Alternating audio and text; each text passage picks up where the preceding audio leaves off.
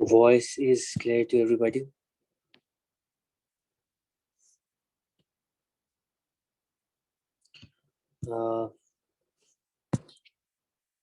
We will start from where we left last time, and before that, a brief summary of what we did in the last class. पिछली class में हम लोगों ने क्या किया था? अगर हमारे पास कोई करंट कैरिंग वायर है तो वायर के किसी भी करंट कैरिंग एलिमेंट पर कितना फोर्स एक्ट करता है एग्जैक्टली कैलकुलेट किया था. करंट कैरिंग एलिमेंट के ऊपर फोर्स का एक्सप्रेशन आया था I, which is the current through the wire, dl cross b.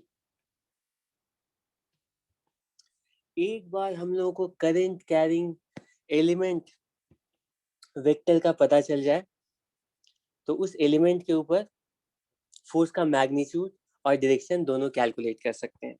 Last time में एग्जांपल्स लेकर के समझाया था कि एलिमेंट के ऊपर फोर्स का मैग्नीट्यूड और फोर्स की डायरेक्शन कैसे आएगी, किधर आएगी. एक बार फिर से छोटा सा एग्जांपल ले रहा हूँ. इसमें थोड़ा तुम लोग कैलकुलेट करके बताना. मेरे पास करंट कैरिंग एलिमेंट है, ठीक है, और लेट अस से यहाँ पर मैग्नेटिक फील्ड एग्जिस्ट कर रही है in this direction. Magnetic field here exists like this. Okay, ठीक है. अब इसमें से मैं कुछ एलिमेंट्स सेलेक्ट कर रहा हूँ. उन एलिमेंट्स पर तुम एक एक करके मुझे फोर्स की डायरेक्शन बताना. फोर्स की डायरेक्शन बताना. मान लो हमारे पास एक एलिमेंट कुछ यहाँ पर है, ये छोटा सा एलिमेंट. करंट कैसे फ्लो कर रहा है? लेट अस से current in this wire flows like this, ठीक है. तो करंट कैरिंग एलिमेंट, तो हमारे पास करंट कैरिंग एलिमेंट कुछ ऐसा होगा और इस करंट कैरिंग एलिमेंट वेक्टर की डायरेक्शन कुछ यूं होगी. यहाँ पर सब लोग देखो और इस एलिमेंट के ऊपर मैग्नेटिक फील्ड की वजह से फोर्स की डायरेक्शन कैलकुलेट करो, किधर होगी. जल्दी जल्दी बताओ, मैं थोड़ा याद दिलाने के लिए एक बार. Very good. और मान लो हमारे पास एक और एलिमेंट है.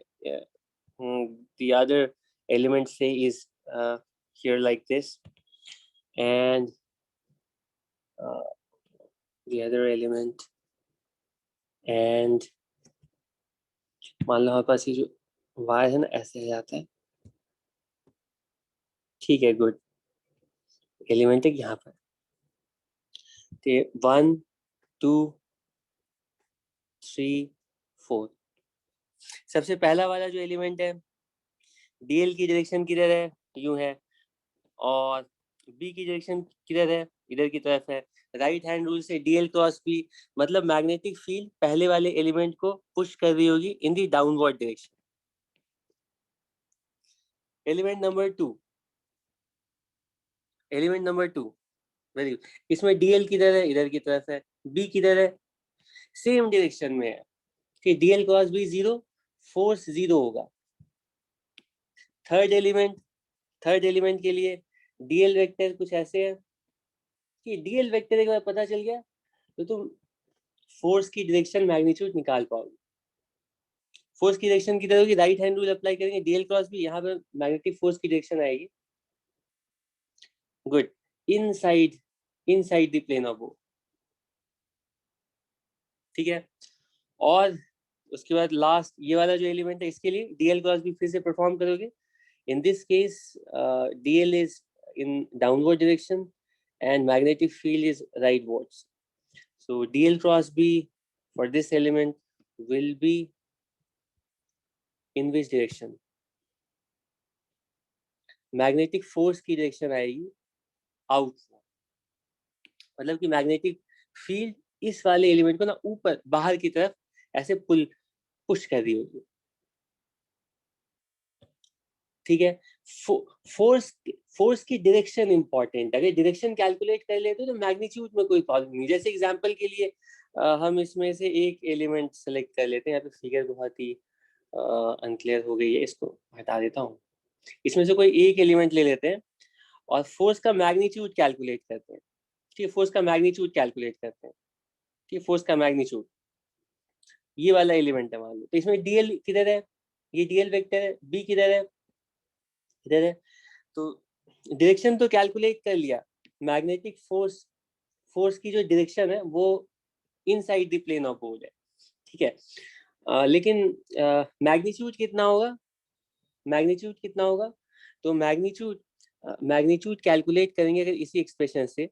तो आई तो स्केलर क्वांटिटी है, और डीएल क्रॉस बी के मैग्नीट्यूड का मतलब होगा डीएल का मैग्नीट्यूड, मैग्नेटिक फील्ड का magnitude and sine of angle between them. तो हमें डीएल वेक्टर और मैग्नेटिक फील्ड वेक्टर के बीच का एंगल देखना पड़ेगा, तभी हम इस एलिमेंट पे फोर्स का मैग्नीट्यूड कैलकुलेट कर पाएंगे। ठीक है, तो मैग्नेटिक फोर्स का मैग्नीट्यूड कैलकुलेट करने में कभी प्रॉब्लम नहीं आएगी। डायरेक्शन पता लगाने में प्रॉब्लम आ सकती है, तो डायरेक्शन तुम थोड़ी प्रैक्टिस कर लोगे। इतने एग्जांपल्स की प्रैक्टिस करने के बाद अब तुम डायरेक्शन भी आसानी से कैलकुलेट कर सकते हो। ठीक है, ठीक है, एलिमेंट वाला पार्ट ओवर हो गया। अब इसके आगे चलते हैं। हमारा टारगेट हमेशा से कंप्लीट करंट कैरिंग वायर के ऊपर टोटल फोर्स कैलकुलेट करने का था। हमने स्टार्ट ऐसे ही किया था कि कंप्लीट वायर के ऊपर फोर्स तो हम नहीं निकाल सकते एक बार में, लेकिन लेकिन क्योंकि हमें सिर्फ पॉइंट चार्ज के ऊपर फोर्स निकालना आता है, तो हम करंट कैरिंग एलिमेंट पे फोर्स निकाल सकते हैं। और अगर एलिमेंट पे फोर्स निकाल सकते हैं तो कोई भी करंट कैरिंग वायर इस तरह के एलिमेंट्स को ही ऐड करके बना होगा। सारे एलिमेंट्स फोर्स को ऐड करेंगे तो हमें टोटल फोर्स की वैल्यू पता चल जाएगी। ठीक है, ठीक है, तो आ, हम अब हमारा नेक्स्ट टारगेट है कि किसी भी वायर, कंप्लीट वायर के ऊपर फोर्स कैलकुलेट करना। ठीक, करंट कैरिंग वायर के ऊपर हम फोर्स कैलकुलेट करना चाहते हैं, अगर वो वायर यूनिफॉर्म मैग्नेटिक फील्ड में रखी हुई है तो। ठीक है, ओके। तो अच्छा, हमारा जनरल टारगेट तो यही है कि हम हर तरह की वायर के ऊपर हर तरह की फील्ड में फोर्स निकालना चाहते हैं, लेकिन हम स्टार्ट मान लो ऐसे ही करते हैं, सबसे सिंपलेस्ट टाइप के वायर से स्टार्ट करते हैं। ठीक है, इरेगुलर शेप का भी वायर हो सकता है, उस पर भी हमें फोर्स कैलकुलेट करना होगा। लेकिन अभी स्टार्टिंग में हम मान लो एक ऐसा करंट कैरिंग वायर इमेजिन करें जो कि बिल्कुल स्ट्रेट है, कि स्ट्रेट वायर के ऊपर, स्ट्रेट करंट कैरिंग वायर के ऊपर हम फोर्स कैलकुलेट करना चाहते हैं। ठीक है, okay. Magnetic force,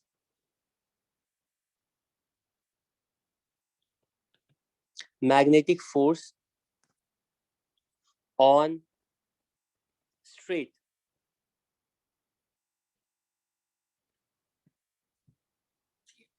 straight current carrying wire,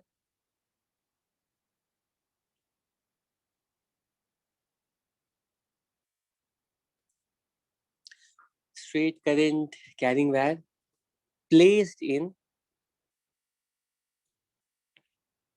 uniform magnetic field. ये दोनों कंडीशंस इंपॉर्टेंट है। Uniform magnetic field, okay. अच्छा चलो, ये अभी ये वाला जो है पॉइंट अभी डिस्कस तो हमें करना ही है, लेकिन इससे पहले मैं टेस्ट करता हूँ कि तुम लोगों ने अभी तक क्या सीखा है। अभी तक जितनी भी क्लासेस हुई हैं मैग्नेटिज्म से रिलेटेड, उसमें मैंने 2 पॉइंट सिर्फ बताए हैं, 2 चीजें तुम्हें समझाई है। पहला पॉइंट ये है कि अगर पॉइंट चार्ज को मैग्नेटिक फील्ड में रखते हैं तो उसके ऊपर कितना फोर्स एक्ट करेगा। दूसरा है कि करंट कैरिंग एलिमेंट को अगर मैग्नेटिक फील्ड के अंदर रखते हैं तो करंट कैरिंग एलिमेंट के ऊपर कितना फोर्स एक्ट करेगा। तो यही 2 चीजें हमने कैलकुलेट किया। अब मेरा क्वेश्चन है, सबसे पहले पॉइंट चार्ज से रिलेटेड, पॉइंट चार्ज के ऊपर जो हमने फोर्स का एक्सप्रेशन लिखा था पॉइंट चार्ज के लिए, F equals Q V cross B, तो क्या ये फोर्स का एक्सप्रेशन किसी भी तरह की फील्ड के लिए था या सिर्फ यूनिफॉर्म मैग्नेटिक फील्ड के लिए था? बता। मैं चाहता हूँ कोई कंफ्यूजन नहीं रहे। Let there be no confusion regarding this. बताओ, मैंने तुम्हें सबसे पहला पॉइंट क्या बताया था? अब मैं यही टेस्ट करना चाहता हूँ। ये पॉइंट चार्ज रख दिया, मैंने बोला था कि इस पॉइंट चार्ज के ऊपर मैग्नेटिक फील्ड फोर्स एग्जर्ट करती है। एक्सपेरिमेंट से पता चलता है वो force F sorry Q V cross B के इक्वल होता है। अब मेरा क्वेश्चन है, इसमें जो बी है, क्या ये यूनिफॉर्म होना कंडीशन है? क्या हमेशा यूनिफॉर्म ही होना पड़ेगा? सिर्फ यूनिफॉर्म मैग्नेटिक फील्ड में ये फोर्स का एक्सप्रेशन वैलिड है क्या?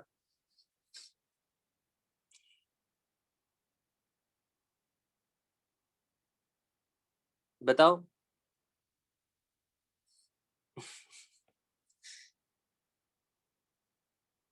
ऐसा मैंने बोला था क्या?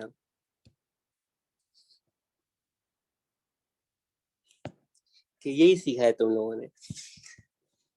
देखो, मैं जब इस फोर्स का जब एक्सप्रेशन लिख रहा था, तो इस फोर्स के एक्सप्रेशन को लिखते टाइम में मैंने बोला था हम कुछ एक्सपेरिमेंट्स करते हैं, और एक्सपेरिमेंट्स के लिए मैंने जानबूझ करके यूनिफॉर्म मैग्नेटिक फील्ड सेलेक्ट की थी ताकि समझाना आसान हो। ठीक है, लेकिन ये जो एक्सप्रेशन है ये सिर्फ यूनिफॉर्म मैग्नेटिक फील्ड के लिए थोड़ी वैलिड है, ये तो किसी भी जनरल केस के लिए वैलिड है। कैसे फोर्स कैलकुलेट करेंगे?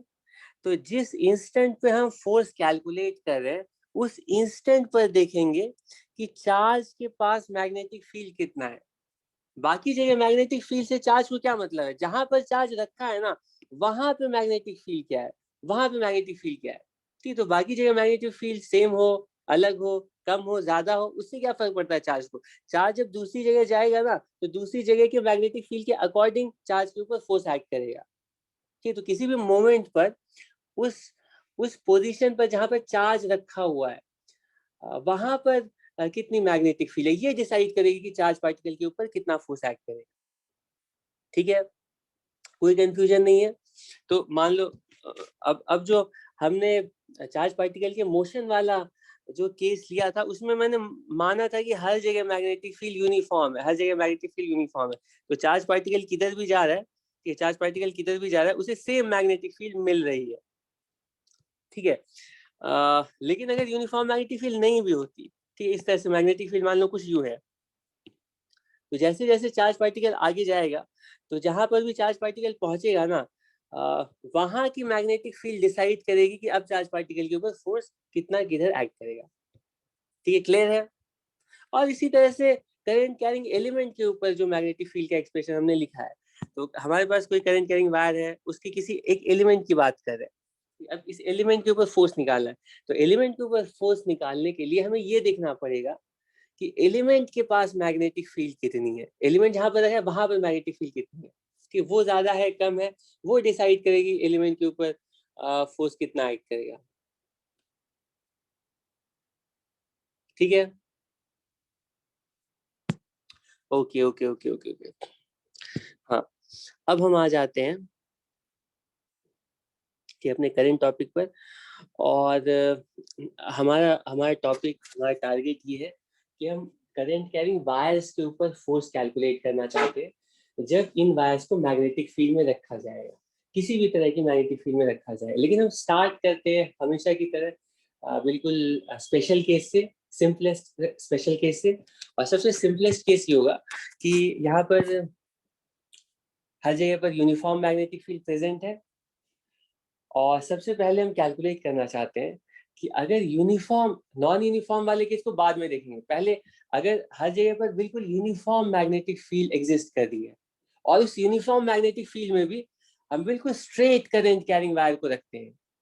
ठीक, एक एक करंट कैरिंग वायर है हमारे पास, और वो बिल्कुल स्ट्रेट शेप का है, ठीक है, स्ट्रेट लाइन शेप का है। ऐसे वायर के ऊपर मैग्नेटिक फील्ड टोटल कितना फोर्स एग्जर्ट करेगी? और याद रखना, जब भी फोर्स कह रहा हूं, तो फोर्स का मतलब है कि फोर्स का मैग्नीट्यूड भी और फोर्स की डायरेक्शन। ठीक है, ठीक है।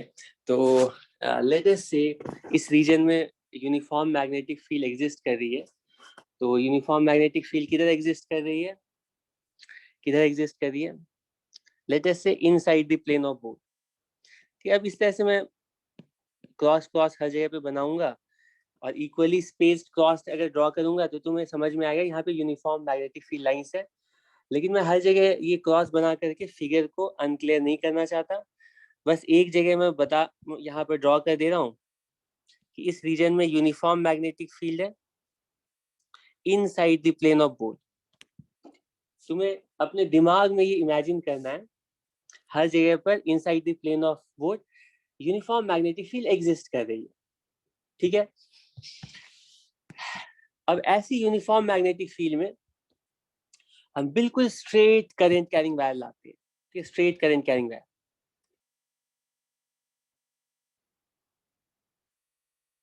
ये स्ट्रेट लग रहा है,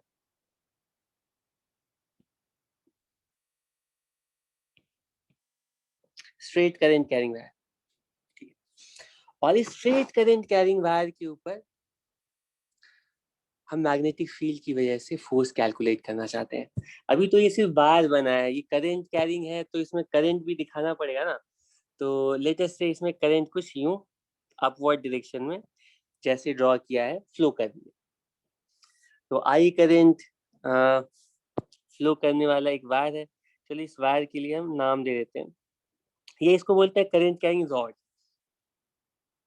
ठीक है, तो ये current carrying rod A B है। इस रॉड के ऊपर हमें मैग्नेटिक फील्ड, इस रॉड के अंदर आई करंट पास कर रहा है और इस रॉड के ऊपर मैग्नेटिक फील्ड की वजह से हमें टोटल फोर्स कैलकुलेट करना है। ठीक है, सिंपल सा केस है, एक स्ट्रेट वायर दे दिया गया है, उसमें आई करंट शो कर रहा है, यूनिफॉर्म मैग्नेटिक फील्ड में रख दिया गया है। अब पूछा गया कि वायर के ऊपर मैग्नेटिक फील्ड कितना फोर्स एग्जर्ट करेगी।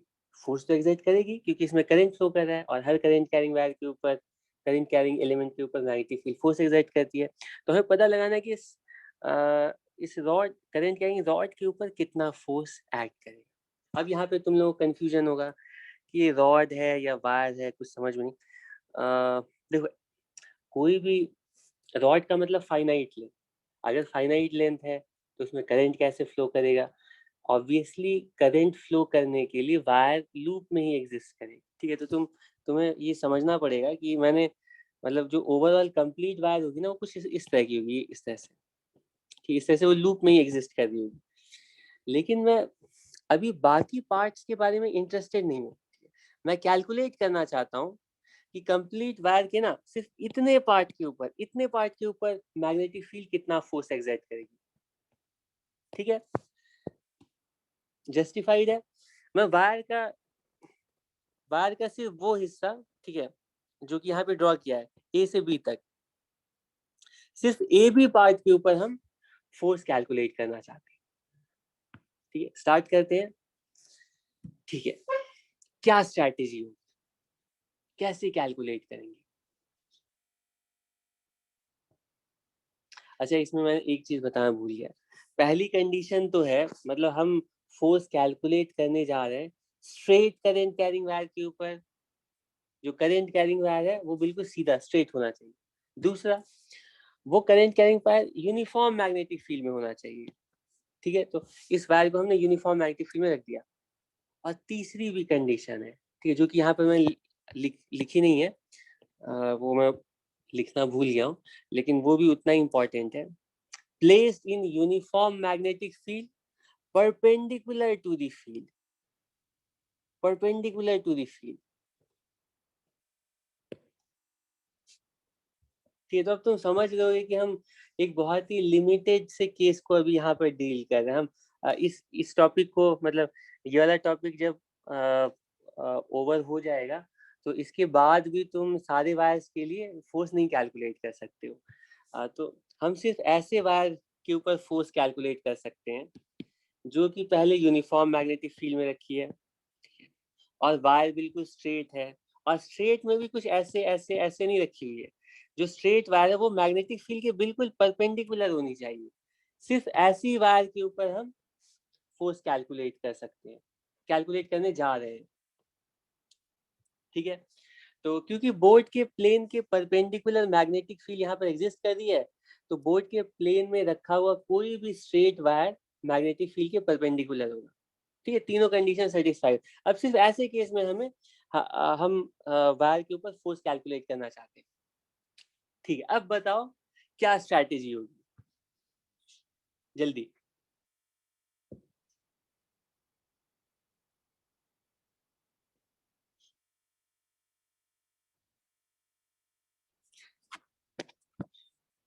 क्या स्ट्रैटेजी होगी, कैसे कैलकुलेट करेंगे?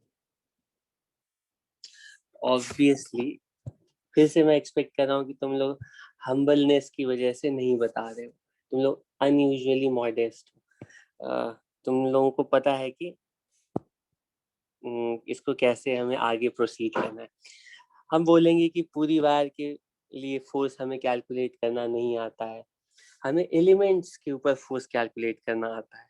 तो क्यों ना ऐसा किया जाए कि इस रॉड को बहुत सारे छोटे छोटे एलिमेंट्स में डिवाइड कर लेते हैं और इनमें से कोई एक एलिमेंट इमेजिन करते हैं। ठीक, कोई एक एलिमेंट इमेजिन करते हैं, मान लो ये वाला एलिमेंट, कोई एक एलिमेंट इमेजिन करते हैं।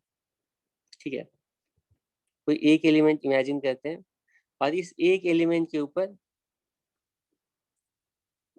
ये है डीएल, इस एक एलिमेंट के ऊपर फोर्स कैलकुलेट करते हैं।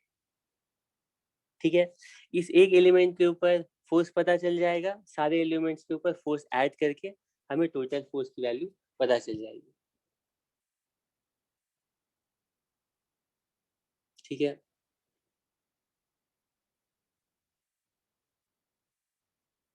ठीक है, तो चलो पहले इस सिंगल एलिमेंट के ऊपर फोर्स कैलकुलेट कर लेते हैं, उसके बाद फिर बाकी एलिमेंट्स के ऊपर फोर्स कैलकुलेट करेंगे।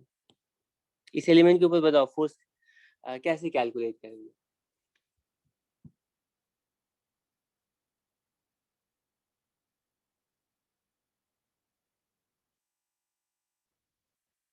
कैसे? तो हम बोलेंगे कि हमें पता है कि किसी भी करंट कैरिंग एलिमेंट के ऊपर मैग्नेटिक फील्ड की वजह से फोर्स एक्ट करता है I D L cross B, I D L cross B, D L cross B. ठीक है, गलत कह रहा हूँ? ठीक है, तो इसी एक्सप्रेशन को यूज करके एलिमेंट के ऊपर फोर्स कैलकुलेट करते हैं। सबसे पहले फोर्स की डायरेक्शन बताओ, फोर्स की डायरेक्शन। तो यहाँ पर बोलेंगे कि डीएल वेक्टर डीएल किधर है, अपवर्ड है, डीएल किधर अपवर्ड है, मैग्नेटिक फील्ड किधर है, inside the plane of board है। राइट हैंड रूल से डीएल क्रॉस बी करेंगे तो फोर्स की डायरेक्शन लेफ्ट वर्ड आएगी। ठीक है, तो इस एलिमेंट के ऊपर जो फोर्स फोर्स की जो डायरेक्शन आएगी वो कुछ इस तरह से लेफ्ट वर्ड्स आएगी, लाइक दिस। ठीक है, ये तो हो गई एलिमेंट के ऊपर फोर्स की डायरेक्शन। फोर्स का मैग्नीट्यूड कितना होगा? एलिमेंट के ऊपर फोर्स का मैग्नीट्यूड लिखना चाहते हैं तो क्रॉस प्रोडक्ट की डेफिनेशन यूज करके हम बोलेंगे, पहले वेक्टर का मैग्नीट्यूड विच इज डीएल, ये वाली लेंथ ये डीएल है। ठीक है, दूसरे वेक्टर का magnitude which is the magnitude of magnetic field and the sine of angle between them. ठीक है, इन दोनों के बीच में एंगल, एंगल कितना है? 90 डिग्री, साइन 90। ठीक है, तो एलिमेंट के ऊपर जो फोर्स का मैग्नीट्यूड आएगा, बहुत सिंपल सा एक्सप्रेशन आ रहा है, इसको चेक करो, आई डी एल बी। ठीक है, एलिमेंट वाला काम कंप्लीट हो गया। एलिमेंट के ऊपर हमें फोर्स भी पता है, फोर्स का मैग्नीट्यूड भी पता है और फोर्स की डायरेक्शन भी पता चली है। लेकिन ये तो सिर्फ एक एलिमेंट के ऊपर फोर्स है ना, हम इस तरह के सारे एलिमेंट्स के ऊपर फोर्स कैलकुलेट करना चाहते हैं और उन सारे फोर्सेस को ऐड करना चाहते हैं। ठीक है, अब यहाँ पे प्रॉब्लम है, तुम्हें याद होगा पहले भी ऐसे केसेस हम डिस्कस डील कर चुके हैं। यहाँ पे फोर्स वेक्टर क्वांटिटी है, हर एक एलिमेंट के ऊपर फोर्सेस को ऐड करने का मतलब है हमें हर एक एलिमेंट के ऊपर फोर्सेस को वेक्टोरियली ऐड करना पड़ेगा। और वेक्टोरियली ऐड करने का मतलब सीधा हम इंटीग्रेट नहीं कर सकते, हमें सारे एलिमेंटल वेक्टर्स की डायरेक्शन भी देखनी पड़ेगी, ठीक है। ये पहले इलेक्ट्रिक फील्ड से इस तरह के केसेस हम डील करते हुए आ रहे हैं। अब तुम ये वेक्टर्स वेक्टर्स मतलब वेक्टर्स की डायरेक्शन से बहुत ज्यादा फेमिलियर ऑलरेडी हो चुके हो। तो अब यहाँ पे तुम देख करके बताओ कि हमें ये जितने भी एलिमेंट्स है ना, इन सारे एलिमेंट्स के ऊपर फोर्स वेक्टर्स को ऐड करना, ठीक है। तो सारे फोर्स वेक्टर्स की डायरेक्शन देखनी पड़ेगी, मैग्नीट्यूड देखना पड़ेगा, तब जाकर के ऐड करेंगे। लेकिन फॉर्चुनेटली यहाँ पर तुम देख सकते हो कि हर एक एलिमेंट के ऊपर जो फोर्स की डायरेक्शन है ना, मैंने एक एलिमेंट लेकर के दिखाया, फोर्स की डायरेक्शन लेफ्टवर्ड्स आ रही है। अच्छी बात यह है कि इस पर्टिकुलर केस में हम कोई भी एलिमेंट लेंगे ना, कोई भी एलिमेंट लेकर के देखो, इसके ऊपर वाला, इसके ऊपर वाला, इसके नीचे वाला, और किसी भी एलिमेंट को ले, हर एक एलिमेंट के ऊपर फोर्स बिल्कुल सेम डायरेक्शन में आ रहा है। हर एक एलिमेंट के ऊपर जो फोर्स है वो बिल्कुल सेम डायरेक्शन में आ रहा है। तो इन सारे फोर्सेस को ऐड करने का मतलब क्या होगा, इनके मैग्नीट्यूड को ऐड कर दो। और मैग्नीट्यूड को ऐड करने का मतलब है एलिमेंटल फोर्स का जो मैग्नीट्यूड है ना, इसको इंटीग्रेट कर दो। गलत कह रहा हूं? इंटीग्रेट करो।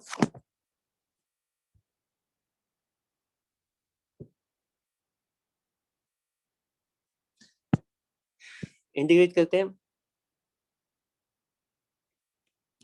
ठीक है। तो हम बोलेंगे कि टोटल फोर्स, टोटल फोर्स, ठीक है, net force acting on this rod, very good. Integral हर एक एलिमेंट के ऊपर जो फोर्स का मैग्नीट्यूड है उसको ऐड कर देते हैं, और हर एक एलिमेंट के ऊपर फोर्स का मैग्नीट्यूड क्या है, आई डी एल बी, ठीक है। ये कितना होगा,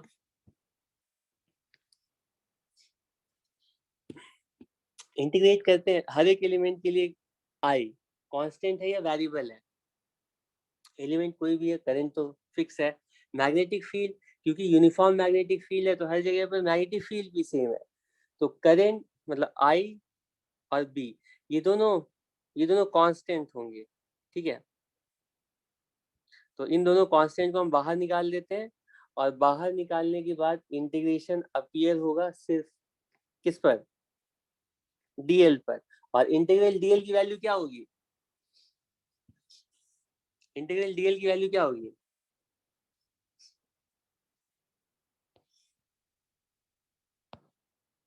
गुड।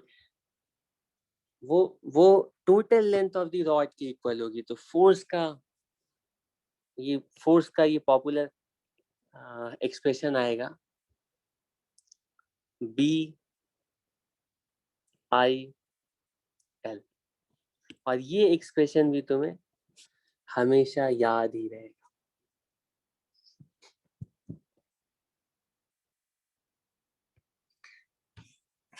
इसका मतलब है कि अगर हमारे पास कोई स्ट्रेट रॉड है, यूनिफॉर्म मैग्नेटिक फील्ड के अंदर परपेंडिकुलर रखी जाती है, तो इस रॉड के ऊपर मैग्नेटिक फील्ड का फोर्स एक्ट करेगा। फोर्स का मैग्नीट्यूड होगा बी आई एल के इक्वल डायरेक्टली। मैग्नेटिक फील्ड कितनी है, करंट कितना, रॉड की लेंथ कितनी है, ठीक है। करंट ज्यादा होगा और मैग्नेटिक फील्ड ज्यादा होगी तो फोर्स ज्यादा होना ही चाहिए था। और रॉड जितनी लंबी होगी, रॉड जितनी लॉन्ग होगी, लेंथ जितनी ज्यादा होगी, फोर्स उतना ज्यादा होगा, ठीक है। तो फोर्स का इतना सिंपल एक्सप्रेशन आता है बी आई एल, ठीक है, बिल के इक्वल।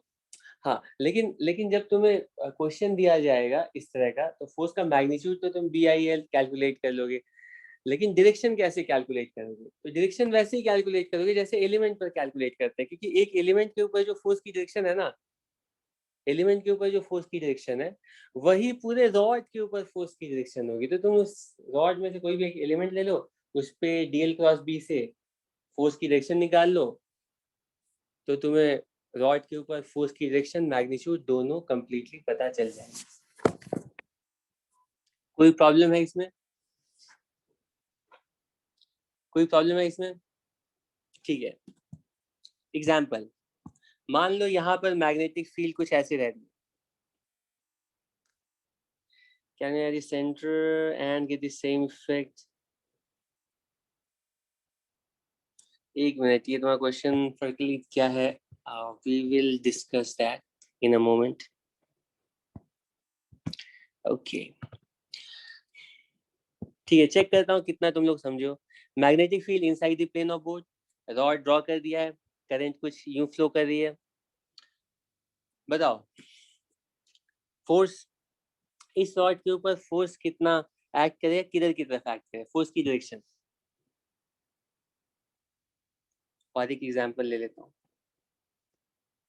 इधर मैग्नेटिक फील्ड है और रॉड कुछ यूं. पहले वाले का क्या आंसर है?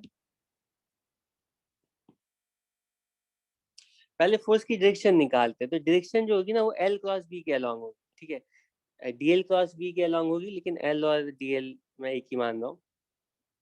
तो ये इधर लेंथ है और इधर मैग्नेटिक फील्ड है, इसको एल ले लो. तो L cross B right hand rule से करोगे तो फोर्स की डायरेक्शन आ रही है डाउनवर्ड डायरेक्शन. गुड. और ये दूसरा वाला एग्जांपल, इसके लिए फोर्स किधर आ रहा है? जैसे तो करंट की डायरेक्शन बनाएंगे ऊपर है. जैसे इस रॉड को मैग्नेटिक फील्ड के अंदर रखेंगे, इस वाली रॉड को, किधर की तरफ फोर्स एक्ट करेगा? किधर? एल क्रॉस बी करते हैं, एल किधर है इस बार? ऊपर की तरफ. बी किधर है? इधर की तरफ. L B. L cross B करेंगे inside the plane of board. तो इस रॉड के ऊपर मैग्नेटिक फील्ड ना अंदर की तरफ, मतलब ये जो मैग्नेटिक फील्ड है इन इस रॉड को inside the plane of board push, कितने फोर्स से पुश कर रही होगी? कितने फोर्स से पुश कर रही होगी? B I L. ठीक है, क्वेश्चन ले सकते हैं.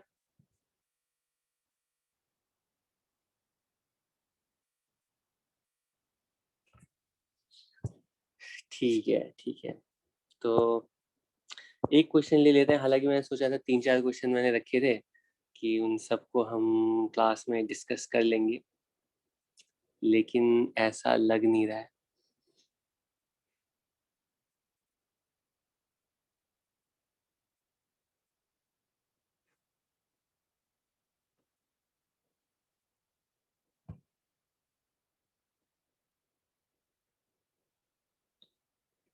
क्वेश्चन सबको दिख रहा है?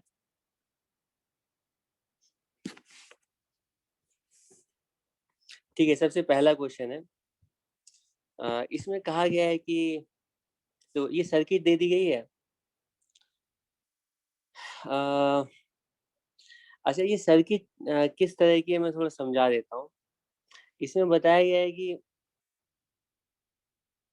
ये जो ये जो सर्किट है ना, ये वर्टिकल प्लेन में है. ठीक है, और ये जो मैग्नेटिक फील्ड लाइंस है ये हॉरिजॉन्टल है बिल्कुल. ठीक है, मतलब तुम कोई वायर लेते हो, कि वायर का फ्रेम बनाते हो ना, तो वायर का ऐसा फ्रेम बनाया. ठीक है, और उसको ना ग्राउंड पे लाके ऐसे रख दिया. ये दोनों, ये वाला जो पार्ट है ना ये हवा में रहेगा, और ये जो नीचे वाला पार्ट है ये ग्राउंड पे है. ठीक है, इसको इस तरह से वायर पे ला करके रख दिया. ठीक है, जैसा यहाँ फिगर में दिखाया है. ठीक है, इसमें बैटरी है, रेजिस्टर है, और ये ओपन सर्किट है. और हम इसके साथ साथ क्या करते हैं, ये एक रॉड लाते हैं और कंडक्टिंग रॉड को ला करके ना यहाँ पे ऐसे करके रख देते हैं. जैसे ही हम इस रॉड को रखते हैं, सर्किट कंप्लीट हो जाता है. कंप्लीट होने का मतलब है इस सर्किट से कुछ करंट पास करता है. लेकिन जैसे ही करंट पास करता है, अब ये जो रॉड वाला पार्ट है ना, जहां पर ये रॉड वाला पार्ट है वहां पे मैग्नेटिक फील्ड भी एग्जिस्ट करी इनसाइड द प्लेन ऑफ. तो जैसे ही करंट पास होता है तो इस रॉड के ऊपर एक फोर्स एक्ट करता है. ठीक है, तो क्वेश्चन में कहा गया है ये सर्किट कैसे है, सबको समझ में आ गया? सर्किट कैसे ड्रॉ किया गया है ये सबको समझ में आ गया? ठीक है, तो मैं एक काम करता हूँ, ये ना ये नीचे वाला पार्ट ही मैं बस ड्रॉ करता हूँ. जो सर्किट वाला पार्ट है ना उसको रहने देता हूँ. ये हमारा, और ये हमारा रॉड है. ये हमारी रॉड है.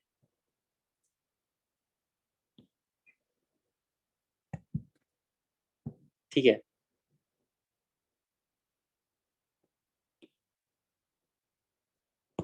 ये हमारी रॉड है हमारी।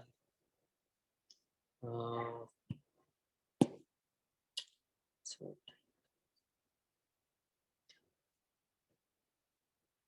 ठीक है,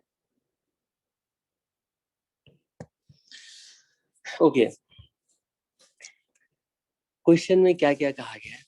तो क्वेश्चन में बताया गया a thin 50 centimetre long metal bar 750 gram rests on but not attached to two metallic supports in uniform magnetic field as shown in figure।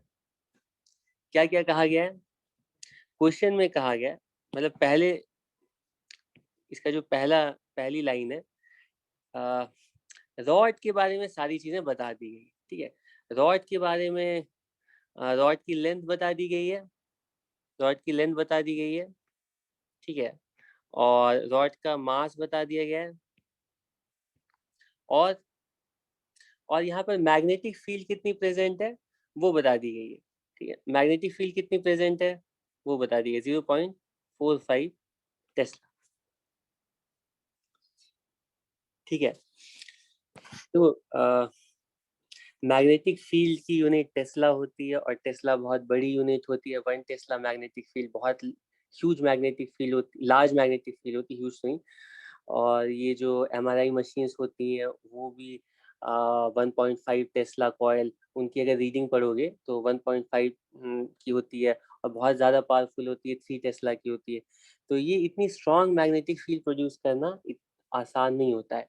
तो जनरली जो मैग्नेटिक फील्ड होती हैं, मतलब हम सिंपल मैग्नेट्स को यूज करके, या अर्थ मैग्नेटिक फील्ड जो है वो बहुत ही वीक होती है, और वो 10⁻⁻⁴ के ऑर्डर की होती है। ठीक है, तो 10⁻⁻⁴ के ऑर्डर की जो मैग्नेटिक फील्ड है, उसको हम उसको गॉस में मेजर करते हैं।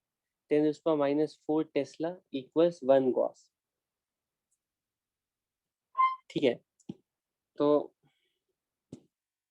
एनीवे तो क्वेश्चन में रॉड के बारे में इंफॉर्मेशन दे दी गई है, और ये बताया गया कि रॉड की अपनी कोई रेजिस्टेंस नहीं है। रॉड जो है ना वो कंडक्टिंग बार है बस।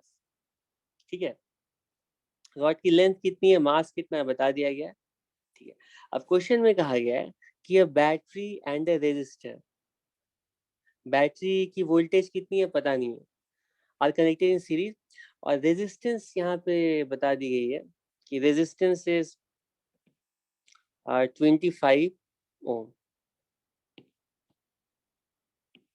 कोई भी पॉइंट अगर तुम्हें कंफ्यूजिंग लगेगा तो इमीडिएटली तुम मेंशन करोगे। ठीक है, तो सबसे पहला पार्ट है, what is the highest voltage the battery can have without breaking the circuit at the supports.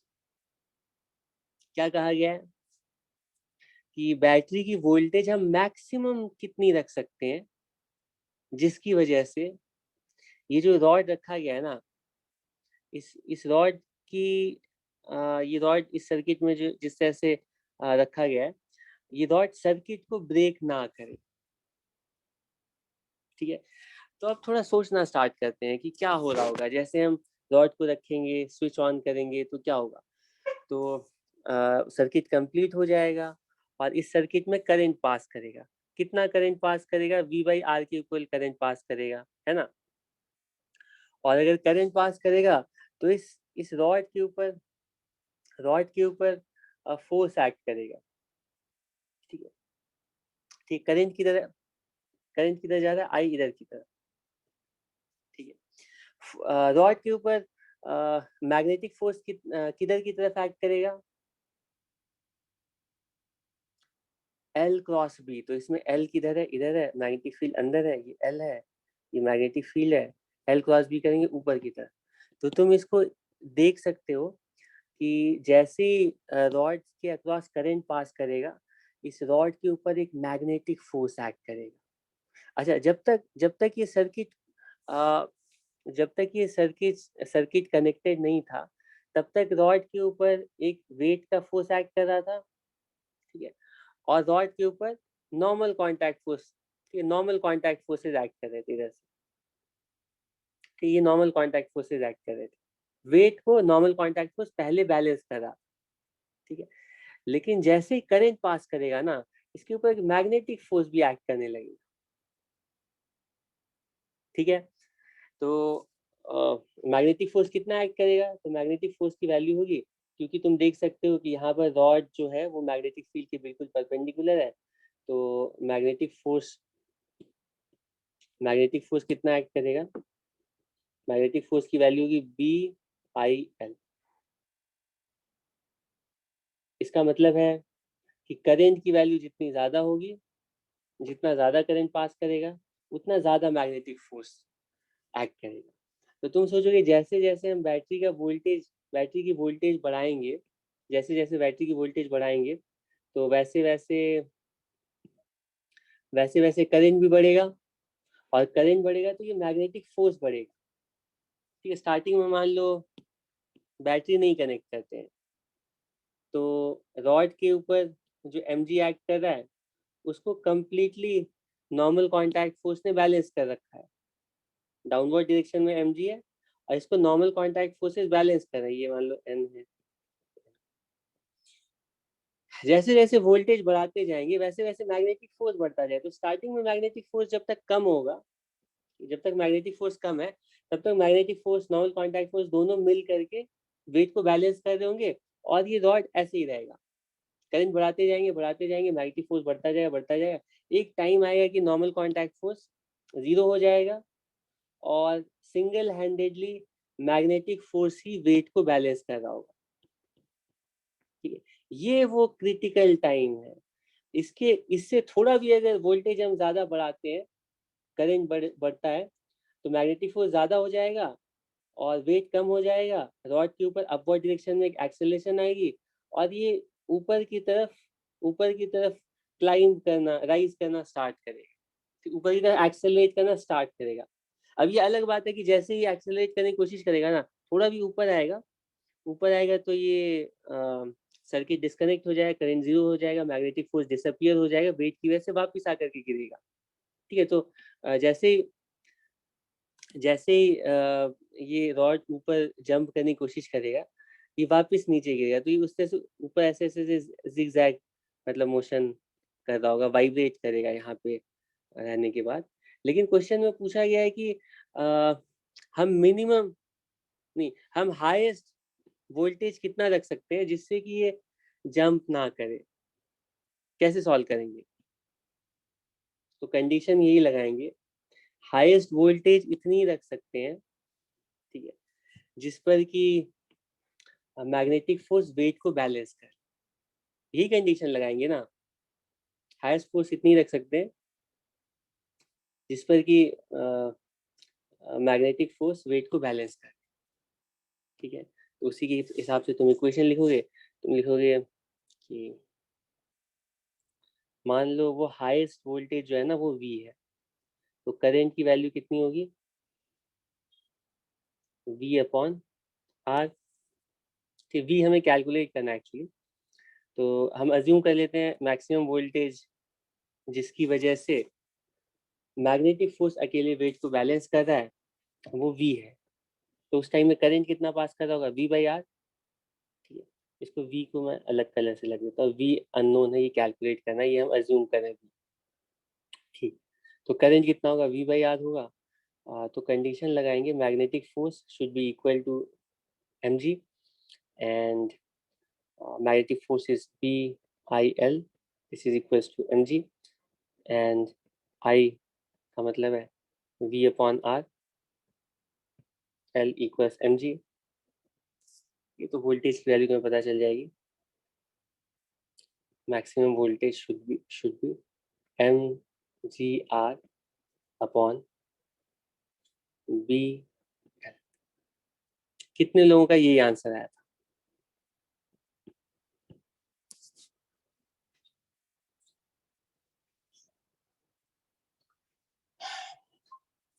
इसमें किसी को कोई प्रॉब्लम है।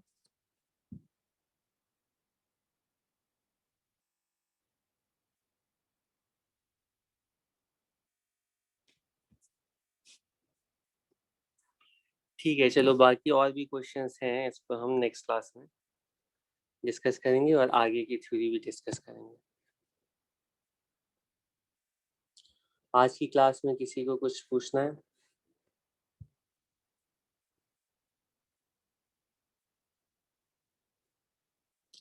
ठीक है, ठीक है, ठीक है, तुम लोगों ने सॉल्व कर लिया था, वेरी गुड।